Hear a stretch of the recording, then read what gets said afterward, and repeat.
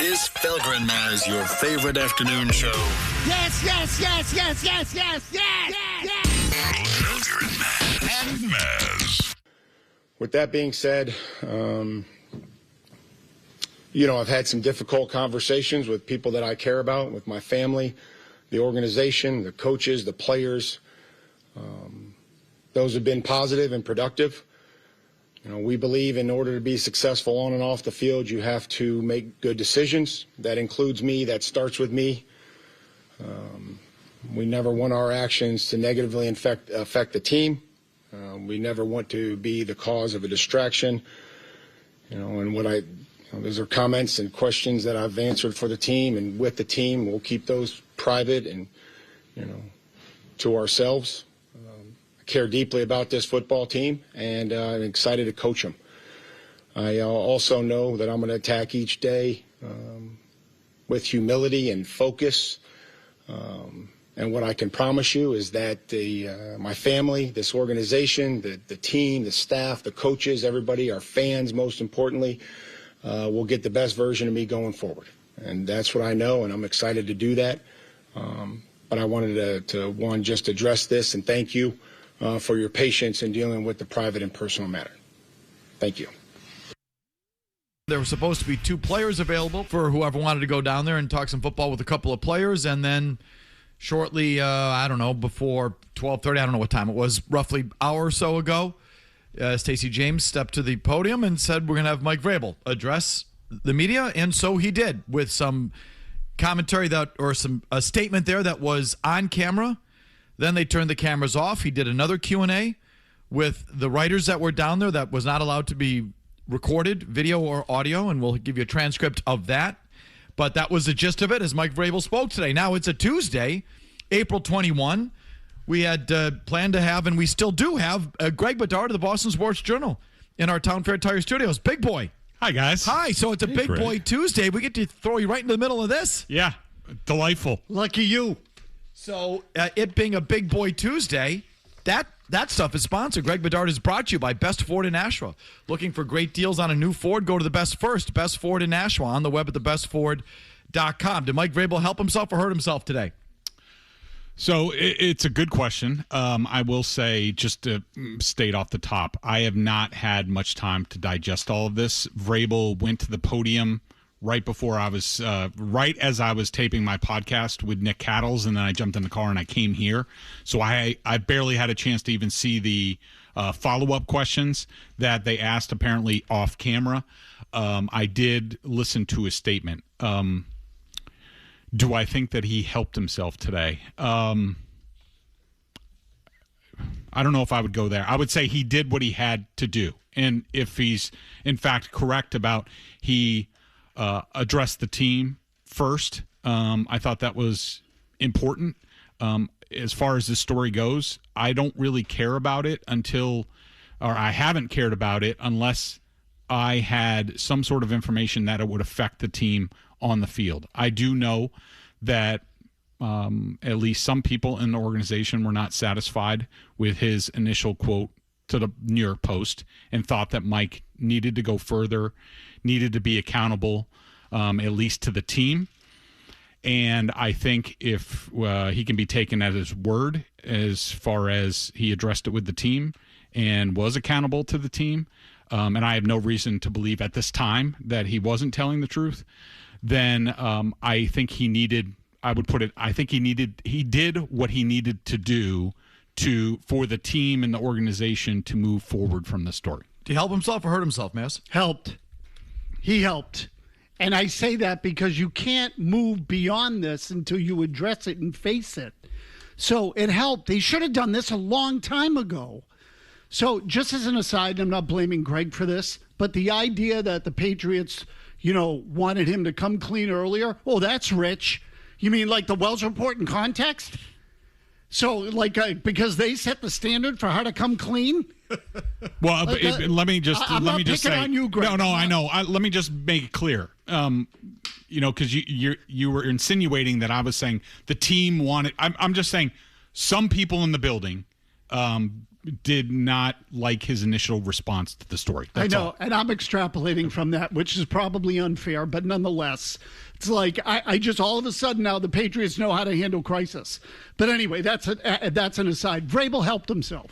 He helped himself because, again, you can't move on until you just, address it and at least put it to bed publicly. The real work for him is going to come over the longer term because in a lot of ways it is a personal story. But he made multiple mistakes in this thing, and until he addressed them, it wasn't going away. Yeah, he helped himself professionally, but I think he hurt himself personally. Professionally in that he finally addressed it, and this will put the brakes on it, or it'll help to start dissipate it. And now people will probably start to focus more on the draft and the upcoming season. But personally, the thing that stood out like a sore thumb was I've had some difficult conversations with people I care about, with my family, the organization. But I'll stop there. So it definitely happened, right? I mean, he didn't have to say her name or say Sedona or photos or anything like that. But that line, yeah, he did it. Like it happened. Well, this is why he helped himself. Mm-hmm. I agree. I think he absolutely helped himself. I think he at least stopped the bleeding. Because as I think about it, from the moment that story was released, 2 weeks ago today? Yeah, 2 weeks ago. Right. The 7th. Right. 2 weeks ago tonight, I think everything that's been done and said has made it worse. Mm-hmm. Everything. I think one step after the next made it worse. I think Vrabel and Rossini's initial statements to the New York Post made it worse. I think the ESPN story that came out, I think her resignation and her resignation letter made it worse. I think that the ESPN story that came out on Friday detailing how Vrabel and Rossini worked together, crisis managers, to try and bury the story, how they were given 48 hours by the Post to corroborate their version of events. They couldn't. That made it worse. I think Kraft's involvement over the weekend in the reports coming out that he tried to bury the story made it worse. Everything that has happened since Tuesday, April 9th, whatever, has made it worse, I think. And today, at least, he stopped the bleeding. Definitely. I think he could have helped himself more. I think he still left some stuff on the table. I mean, I don't know the TV news ain't what it used to be. But it used to be TV news would want the clip. Correct. Of him doing what he did today off the record. Or it wasn't, I guess it was on the record, but off camera. It's all well and good for him to take those questions and provide non-answers in a text format, but that doesn't do a TV station any good. The TV station's going to want the clip. So I don't know if TV news is still vibrant enough or engaged enough to still send a camera down there and get it, but there was a time that they would have. So I think that he should have just ripped the Band-Aid off and allowed the Q&A on camera. And now there's no reason for anyone to send a camera. But that's just like that. That's just one small example. I think Jim is right. I think for all intents and purposes today, he admitted it. He didn't admit it in his words, but I think what was important today, and the most important thing, is that he dropped the bull crap. Laughable. He dropped that. He dropped that in tone and in tenor. And that's all. I mean, if you're asking me, like, I'm satisfied with that. I don't expect him to detail what happened or throw himself at anyone's mercy or go bawling at the podium. Tammy Faye Baker, remember this? Of course. Well, you olds remember Tammy Faye Baker? Yeah. I don't need any of that. But him admitting, what was the line, Jim? I have sinned against you, my Lord. Well, what is he said some difficult conversations and a personal matter. So, like, in tone and tenor, he dropped it. He dropped the defiance. He dropped the denials. He stopped lying. And that's good enough for me, I guess. Like, you don't owe me anything either, but I'm just telling you. Like, I think that helps him, Greg. Yeah, I'll just point out that how this went down as far as the way the Patriots handled this, and it's a little weaselly. It is, because the reporters were under the impression that two players, and I think we even got a release. I think we got a release yesterday that basically laid out the offseason availabilities Media and things schedule, like that, yeah. and some of the practices and things like that. And it still said 2 players. Oh, yeah, they pulled a fast one. Oh, yeah, because, if they would have announced Mike Vrabel is talking today, the New York Post would have been there, the Today Show, all the TV shows, OK Magazine, thing, yeah. No, that's right. They all would have been there. And so this was a last-minute switcheroo type of thing. I mean, PR masterstroke that they were able to do that. I mean, I kind of had a feeling that Mike would do this because I do think it's consistent. Like, I do believe him. I think we didn't hear from him. And part of this is his bravado. We didn't hear from him because he wanted to address the team first. And that was not going to happen until yesterday. And so I think he wanted them to hear it from him first before anybody else. It's a little naive considering, all the players are on their phones now. So if he would have issued a statement at some point in time, they would have heard it. But, yeah, just an interesting dynamic with how things went down today. Yeah, I mean, look, it was unusual. I can't remember anything like that. Can you? No, meaning what? Turn the cameras off and we'll continue the Q&A? Yeah. And the bait and, I say the bait and switch. It wasn't really a bait and switch. It's not like they ever. Listen, I mean, it was a little bit of that, I guess. But it's different than Maz back in our day. Of course, it's yeah. different. Look, It's the Kraft has been doing a quote unquote off the record press conference with Patriots reporters at the owners' meetings for a long time. So I know the Celtics. Like, the Celtics media does whatever the team tells them to do. Like, so it's just sort of different. It's just sort of different. Yeah, look, again, and I understand the Patriots wanted some measure of control over it because, as Greg said, if you have the Post there and the Today Show and the TV stations and whoever, well, there is the potential there for a circus-like atmosphere. Oh, no, they slipped it in here. People, screaming out questions. Like, I get it. I still think there are going to be people that want to ask that. So there might be some fallout that they're not anticipating there. Right, so if they had invited everybody and he had just done the thing, then it is over. Correct. Okay, so it's not. So that's why I said I think he could have helped himself more. Definitely. But I think finally someone did something that didn't make it worse. So they stopped the bleeding, which is another way of saying he helped himself today. Finally, 2 weeks later, they dropped the attitude, they dropped the crap, they dropped the lying.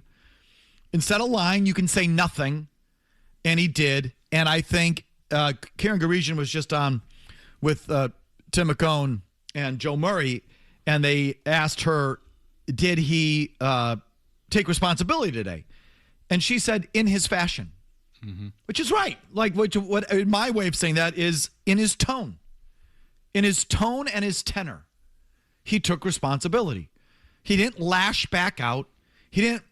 Rick Pitino. So I want to apologize for that indiscretion 6 years ago. No, there wasn't that. He didn't do that crap. Mike, he did it the way that I think we exactly said he should, which is I have some, I think we use the phrase like fence mending and by saying that he had the conversations with people that are close to him, his family, that made it clear. I think, that is pretty clear what happened. Okay, so it was a 2.5 minute statement, roughly. That was the second half. We'll play the first half when we come back and take your calls. And we'll definitely talk some football today, football, with Greg Bedard as we head into the NFL draft and the latest A.J. Brown rumors and all of that. But your phone's next at 617-779-0985. Now, more of Felger and Maz. Now, on the Sports Hub. Let me first begin by saying thank you. Thank you for your patience that you've shown in a personal and private matter for me and obviously everybody involved. I know that that's not easy for you, and I respect that, and I appreciate your efforts in doing so. I understand I could have, addressed you guys sooner, but it was important to me to have a conversation with the players, which I did yesterday, very candidly, as we began our off-season program. Which everyone is excited to be a part of. Stacy had mentioned the players' availability, and it was never my intention to have them speak to you or address you before I did. And so I asked him to come today and to talk with you. I also don't want to take away from our, the draft, the weekend of the draft. This is an important time for us and our organization, and the excitement and the joy that those players are going to have that we bring onto our football team. They're starting an amazing journey, one that should be celebrated as we welcome them onto our team. Leslie in Montana. Go ahead, Leslie. Yes. So Karen from Mass Live was interviewed post-conference today, and she was asked, what do you think about going under the premise of two players? Has that ever happened before? She paused. She said, no, it hasn't. Interview concludes. The two interviewers circle back. One says, wow, what do you think about the fact that they were there, with under the guise of that? The second interviewer then says, oh, that happens all the time. And then he went on to list various Patriot organization members. They do it all the time. So what upset me was like, man, she just told you that they, in fact, don't do it all the time. She had paused. You know what I mean? So I think, okay, he put a tourniquet on, but the injury is still there because it's not just a marital affair with like a regular person. It's an industry person, highest paid female reporter. So, we may still be finding some dirt. I'm just saying. Yeah, it was Weasley. So, Leslie, just to clarify, I heard Karen on with the Midday Show.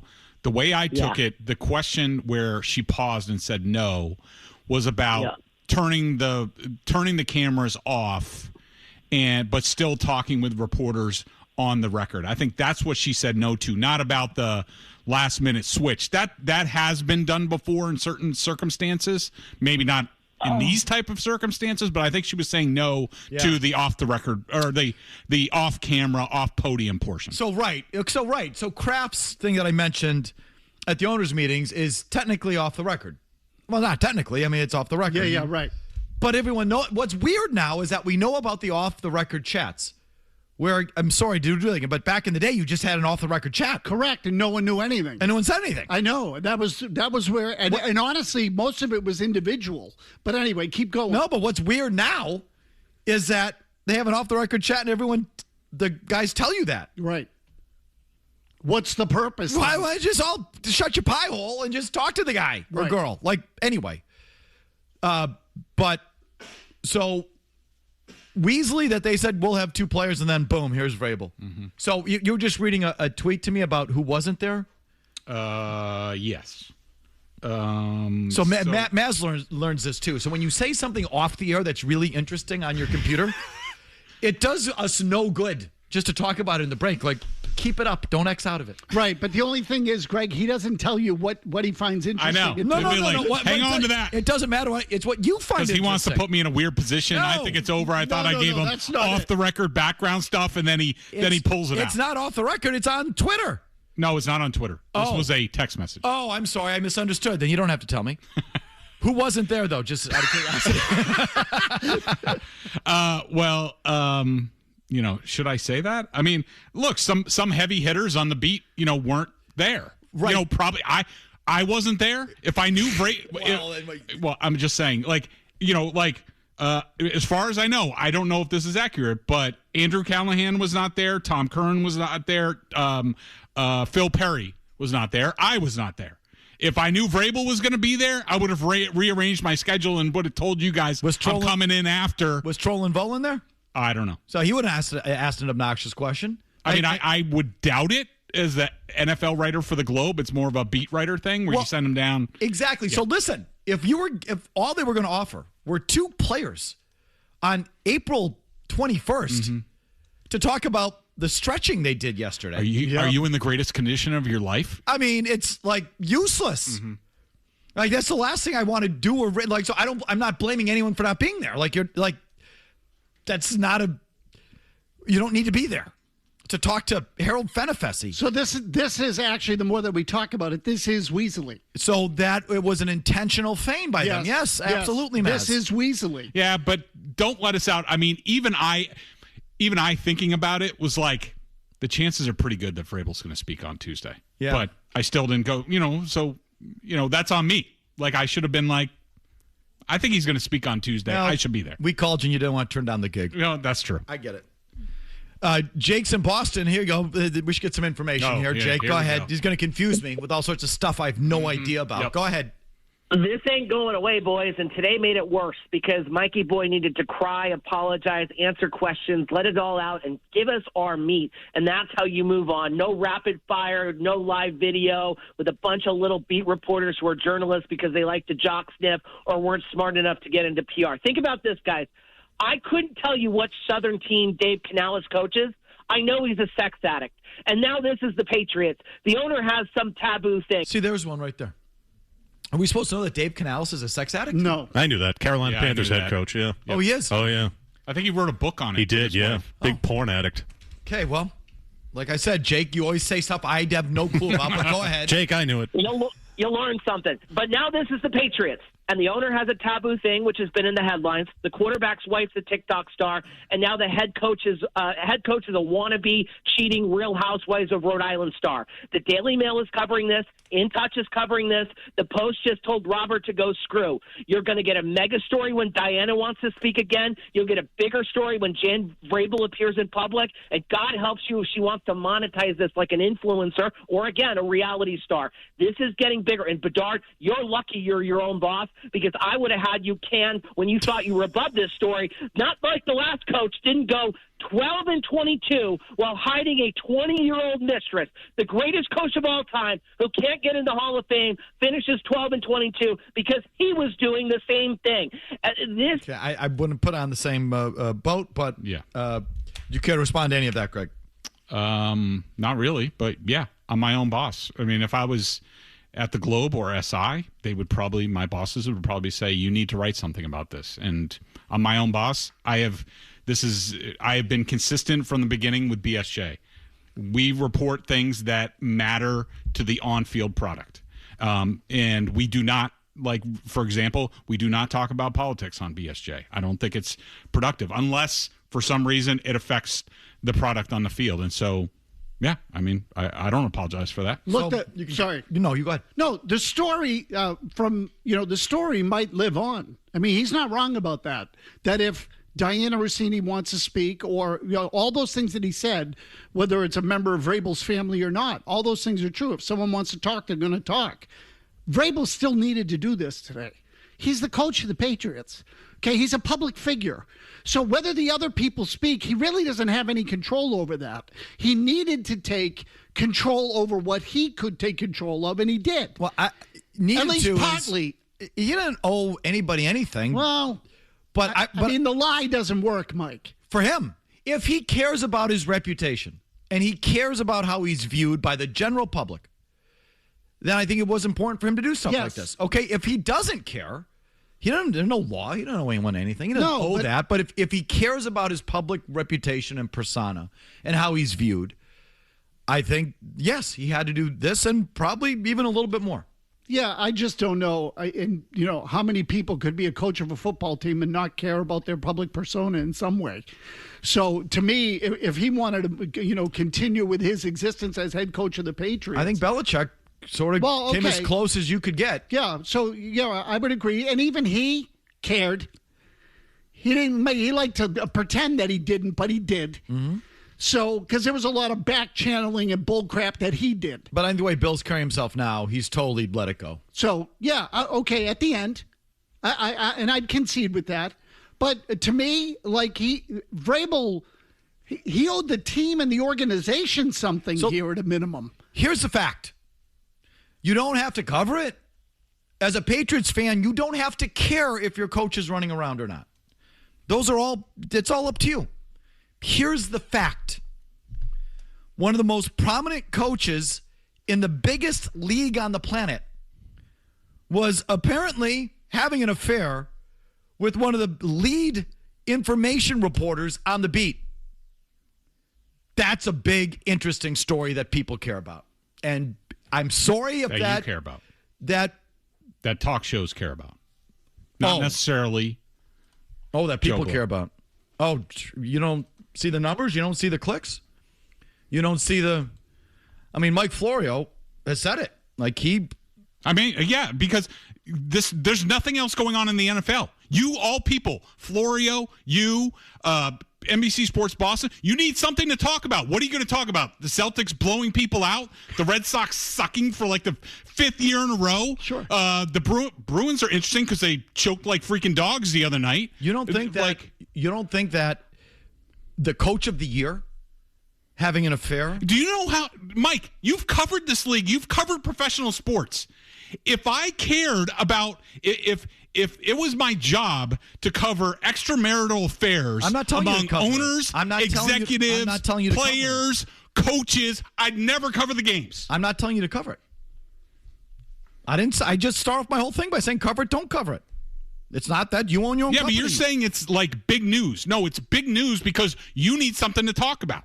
Oh, you're Florio wrong. needs something to talk about. You're wrong about that. I mean, because, that's why it's related to like A.J. Brown, Schefter coming out on Monday talking about A.J. Brown in sort of stronger terms, but not really new information. Why? Because it's draft week and there's no juice in this draft. There's nothing going on in the NFL. Francisco Mendoza, nobody cares about him. He's boring. He's going to the Raiders. It's a terrible draft. Like, this has been going on for weeks where there's nothing in the NFL. So this has given people something to talk about.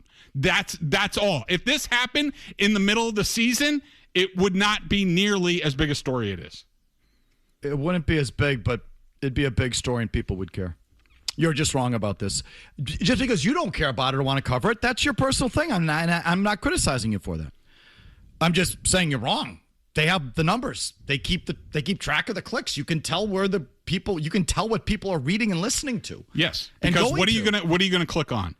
Rossini, Vrabel, or Mendoza gives an interview. But Greg, that's part of the equation. Yeah, right. I mean, listen, I'm just telling you what's being consumed.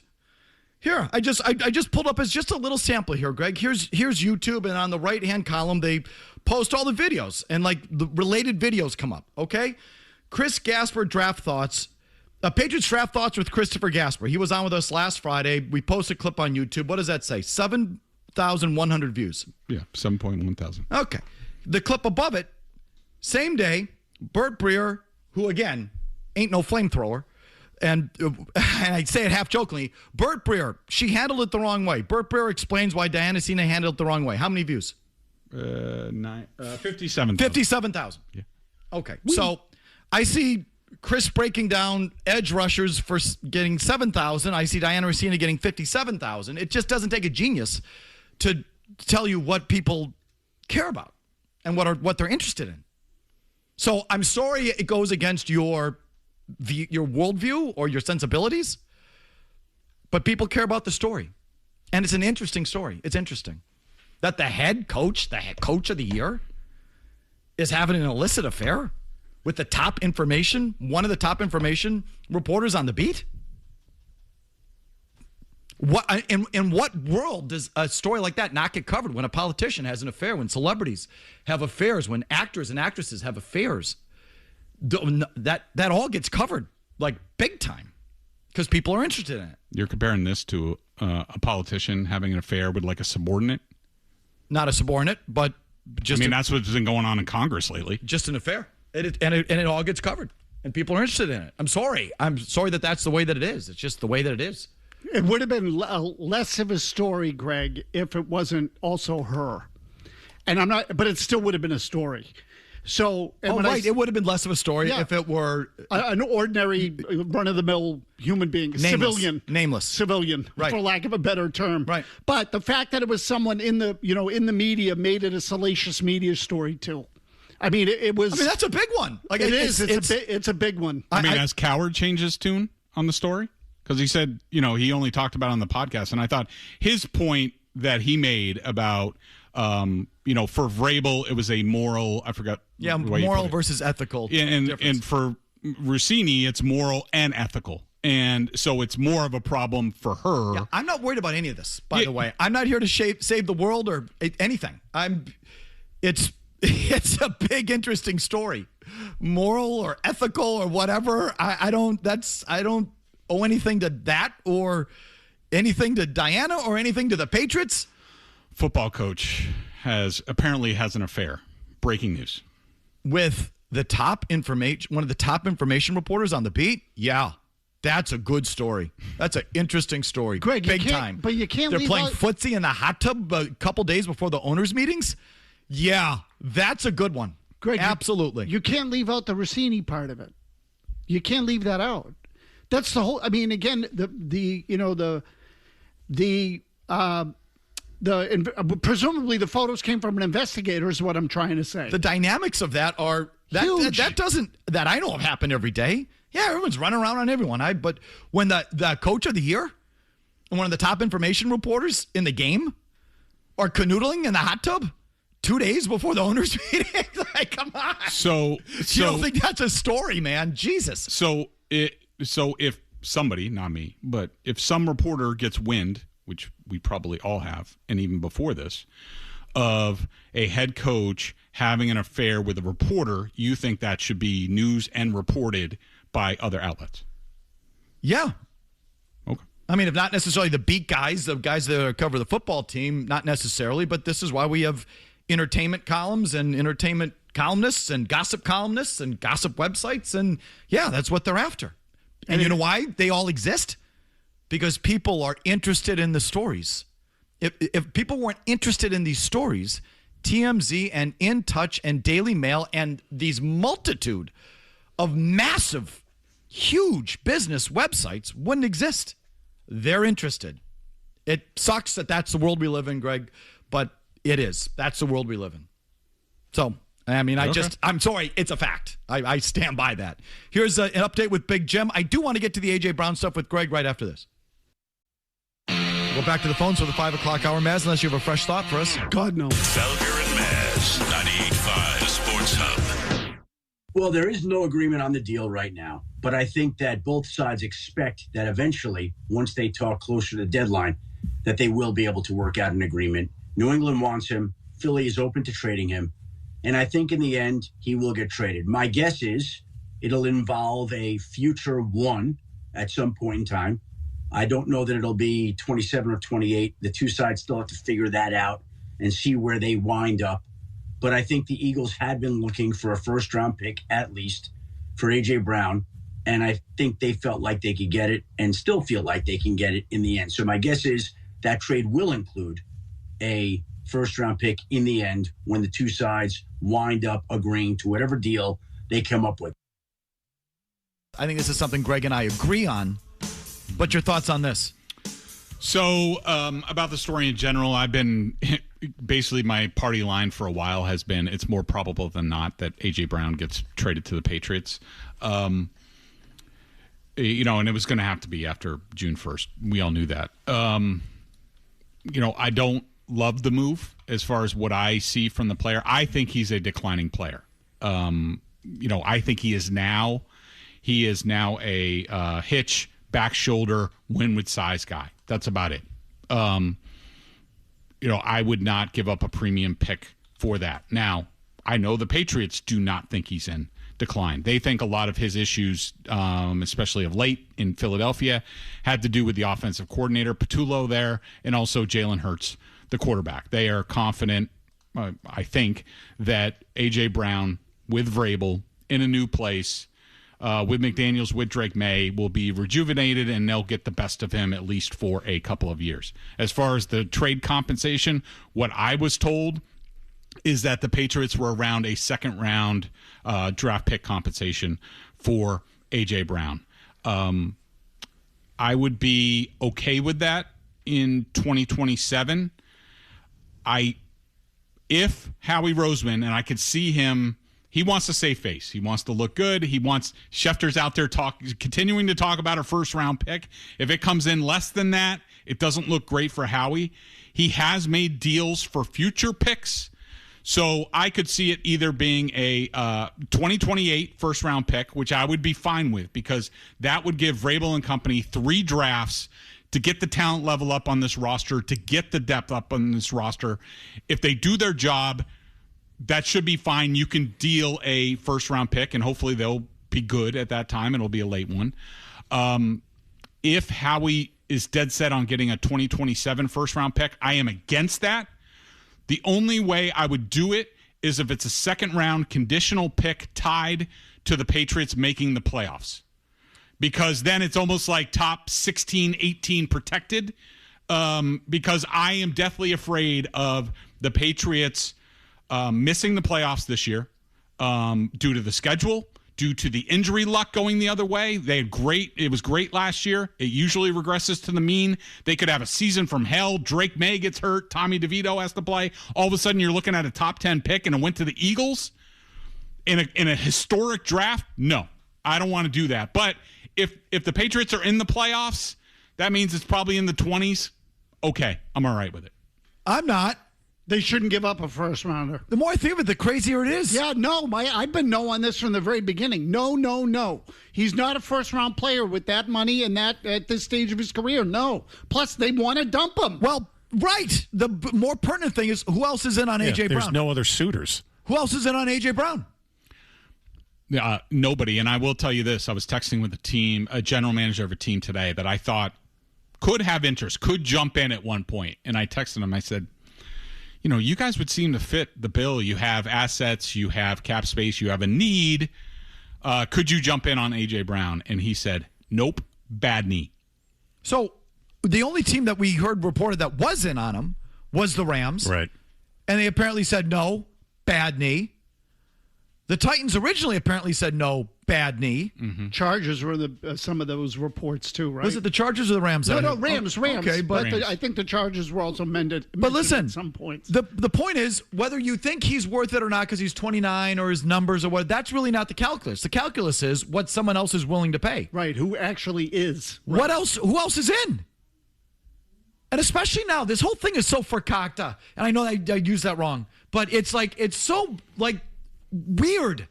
So why would the Eagles not just hold out for the highest bidder? Why wouldn't they wait? If they have to wait, if they're going to wait till June 1 anyway, wait to see what happens at the draft, who gets the receiver or who doesn't. Maybe there's a team that comes out of the draft and suddenly needs a receiver where they thought they wouldn't. Or somebody loses their number one wide receiver in OTAs or something like that. This is what I'm saying. If you're going to wait till June, wait through the spring camps. If you're going to wait till June, well, you might as well wait until July. Yeah. Wait to see if someone tears an ACL in training camp. And if you're not getting what you want, just hold it out for the highest bidder. The only thing by the way, I know he's not going back to Philly. Okay, so that I know. Yeah. And so the Eagles are, don't have leverage there. But why would they shut off the rest of the league? Why would they do that? They wouldn't. So then what? No one else is interested. Yeah, they haven't. There's no interest. They don't really have a lot of leverage here. So I just don't know why you would have to give up a first-round pick in this scenario. No, they shouldn't. I should have answered your question the first time that they've already agreed with the Patriots, or the Patriots have already met the price. So maybe this is already done and Schefter just can't say it because you can't agree before June 1 and blah, blah, blah. But if the Patriots met the price of a first-round pick, they're stupid. I agree. Too much. So, Greg, I have a question. So you said you talked to an unnamed GM. He said no on A.J. Brown. You look at him, you think he's not the same guy. Is there any chance that the Patriots have blinders on for this guy? In other words, Vrabel looks at him and says, well, I'm familiar with him. I know who he was with me in Tennessee. And then maybe the organization thinks, well, we've seen a guy dog it before with Randy Moss. I'm going back some years, but this is going to be the same thing with A.J. Brown if he comes here. Yeah, to me, this is the most interesting thing when and if this trade goes through. And I asked Vrabel somewhat about this on the record at the league meetings. He and I had animated discussions about it off the record at the league meetings about, I basically said to his face, you think you got blinders on for your former players? And, because you look at it, it depends on how you look at Harold Landry. Harold Landry, before he got hurt, was great. But they also would any other team other than Mike Vrabel, who coached him, anybody else would have given an aging Harold Landry the contract the Patriots did? I would probably say no. Kevin Byard. Now, Kevin Byard's 1 year, $9 million, but how many other teams would exchange a Jalen Hawkins who was decent, good, young, and ascending player for an obvious aging player in Kevin Byard for 1 year? It goes counter to what they're doing with all their other moves. They get older with Harold Landry. They get older with Kevin Byard. They get older with A.J. Brown, a guy with knee concerns. Remember, Mike Vrabel, The A.J. Brown that Mike Vrabel coached in Tennessee never got a big contract. He made $5 million in Tennessee when he coached them. He spent more time in Philly than he did Tennessee. He has made, I think, $87 million in Philly. So Mike's never coached A.J. Brown with money. Sometimes that changes players. Sometimes it doesn't. But I think it's there. If they're giving up premium draft asset, paying him $29, $30 million a year, a new contract, would they have done that? Would they have done that for any other player other than a player they knew? And what you're saying that Vrabel plays favorites with his guys, which a lot of coaches do, but this could be the case. Yes, and I will point out, for the most part, it has worked. And I think these guys are good. I think they know what they're doing. But I do think the more they do this, it is kind of, you have to look at it a little differently, be like, are you sure? Or are you just doing this with blinders on because you love your guy and you text him and all this stuff, but you haven't coached him in like 5 or 6 years? Is he still the same guy? I'm just saying that if the Eagles were going to get a first-round pick, they would have gotten it already. I know they want to wait till June 1 because they're not getting their offer, but they have the cap space right now to do it now. They're just doing it. They're just doing the June 1 thing because, well, if we're not getting our number, then we might as well wait. But they have the 5th most cap space in the league. I think you have the 4th most. They have the 5th most. They have plenty of cap space if you even believe in this thing. So they could do it now if someone would give them a first-round pick. No one else is giving them a first-round pick. Why are you? Yeah, to me, he's not worth it. He's not worth the first-round pick again. And I would say that independent of what the market is, but I understand what you're saying. You're talking about a guy who might be in decline, who has a big contract, and is aging. To me, when you deal that kind of player, you don't get both. You don't get the money and the pick. Want real quick, I will point out that A.J. Brown's cap number balloons on like September 1st. So what they have right now, they don't really have, because A.J.'s due like $20, $25 million on September 1st, which is part of the reason why they have to do this. I think it's base salary guarantees, which is just an escrow payment. I don't think it affects the cap. I think his cap number is the cap number. I think it's already on the books. I think they're already taking his cap number, frankly. It's just if he was released, what's left. So I don't – listen, again, if no one's meeting their number, they can wait till June 1. They'll have more flexibility and can futz around with the numbers more. So might as well wait till June 1. But if they got a first-round pick now for him, I think they do it. I think they pretty much signaled that. Well, and one point of clarification, because Jim said that, or I think you said – that the Rams were out because of his knee. I was told it was because the Eagles are adamant about June 1st, and the Rams didn't want to wait that long. Like, they were going to have to trade Devontae Adams, and they didn't want to screw with that in like June. It was either now or never on A.J. Brown, and the Eagles weren't going to do it. Weren't going to do it. They didn't want to do it now. They didn't want to do it now. Okay, well, maybe you're right about that. All I know is I don't think anyone else is offering a first-round pick, so why are you? I promise. We'll get right to your calls after a word from our sponsors. Don't go anywhere.